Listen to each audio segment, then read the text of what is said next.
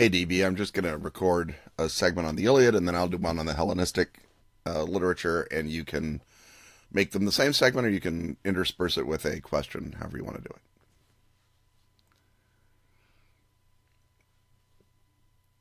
it.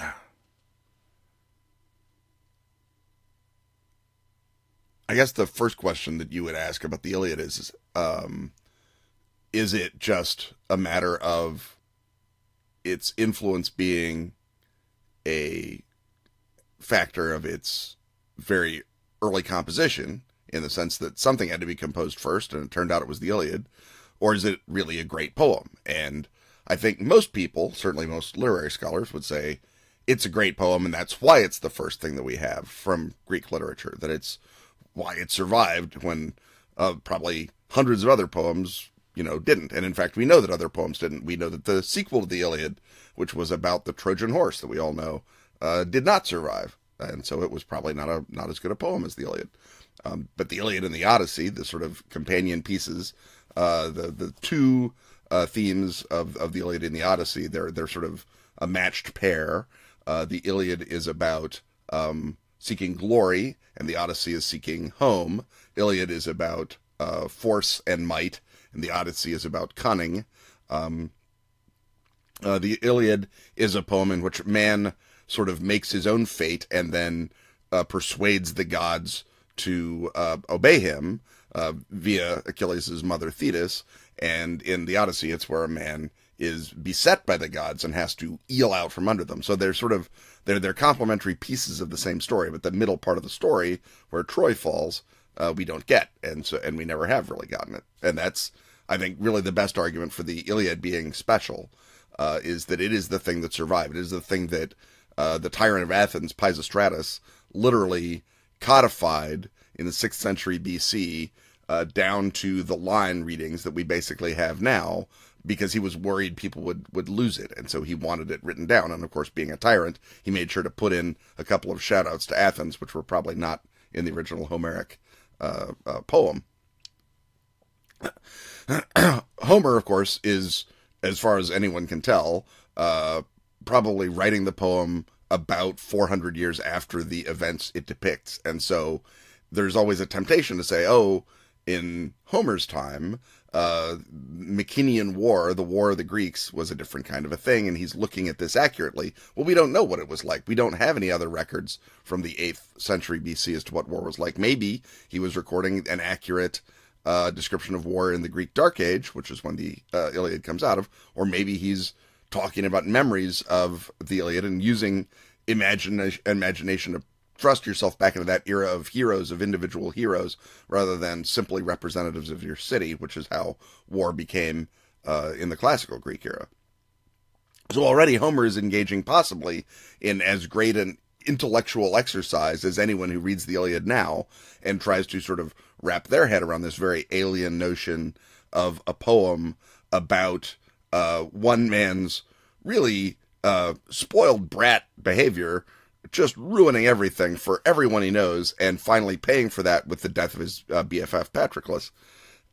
Achilles is not a honorable or certainly not a model for behavior. We would look at Achilles now and we would say, well, there's a lot of things wrong with Achilles. And I think that's one of the questions to Homer, is Achilles a hero in the sense of, is he a moral exemplar, or is he a tragic hero who has a flaw and has to overcome it? And then we know, in the end will die because he's made the choice of glory over homeland. And that's, I guess, the sort of one of the big motivating questions that you can ask over and over and over about the Iliad, in addition to what is your response to it as a modern person who probably has never stabbed someone in the stomach and seen their guts splay out, which is what the Iliad is pretty much full of. It's a war story. It's literally about war stories. It's the first war story. It carries, a lot of the DNA of Western war stories come out of the Iliad and have never left it. And that's one of the other things, this sort of flawed heroism.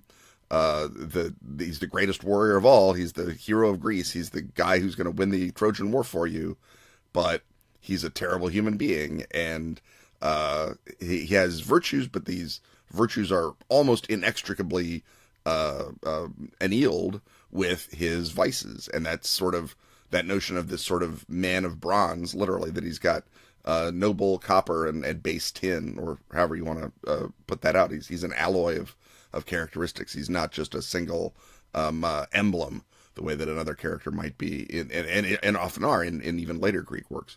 And that's the sort of thing to wrestle with about the Iliad, over and above just the beauty of the Greek, which, if you can read Greek, is, pretty great. And even the English translations, Robert Graves or Fagles, or whoever your favorite English translator is, there's been some great English poetry written in an attempt to get at the beauty of Homer's Greek poetry. So, besides its aesthetics, besides its sort of, irreducible effect by being the first poem, there's also a lot in the Iliad to pay attention to, that is in the Iliad, that was inherent to it when Homer wrote, and is still inherent to it now.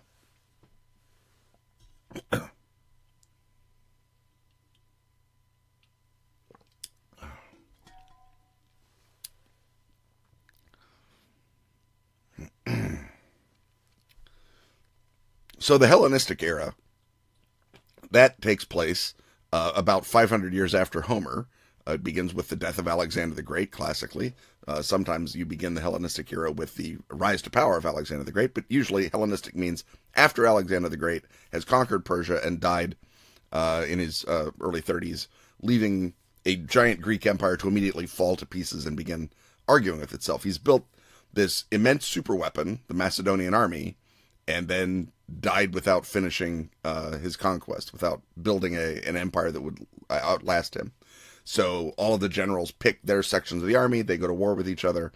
By the time the dust is settled, Greece is still under the Macedonian boot, but the great empire has sundered, and free cities, such as Rhodes, are able to flourish in the cracks between.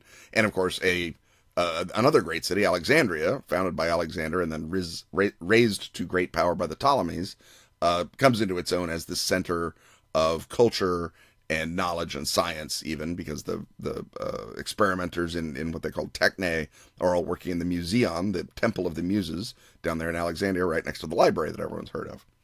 So there's this unparalleled amount of scholarship, and then also an unparalleled amount of energy, because Alexander has demonstrated that the old rules don't count, that if you're a really great guy with a sword, you can win a universe. And the old Greek certainties of sort of home and hearth get questioned, not least because Alexander also opens up the Persian treasure vaults, and suddenly there's more gold and silver flowing into the economy than anyone has ever seen. And the Greeks, being a mercantile people, do not let grass grow under their feet. They found an immense number of cities with that first burst of money, and that, of course, creates more trade, which creates more economic growth. So the Hellenistic period is a lot like our period, in that it has sort of a cynical attitude towards the old pieties, but it still is sort of scared that they're true. There's a huge amount of money sloshing around. You look over at your neighbor and you say, that guy's an obvious fraud. How did he get money? How come he's a king? But he's got the sword. You can't do anything about it. And so there's a lot of sort of cynicism and posturing that's very familiar to ours. But similarly, it's an era when there's a lot of great changes going on. The screw of Archimedes is probably either being invented or developed, and suddenly irrigation becomes a whole different quality. Navigation changes. Lots of other things that we don't really know directly what happened, because a lot of those records got destroyed when the library goes poof. But the Hellenistic world is expanding, and it's blowing up, and it's meeting all kinds of strange people and bringing them in. The Greeks have to come up with a whole new word, meaning multicolored, poikila, to describe what their art and their ethics and their economy and their world has become.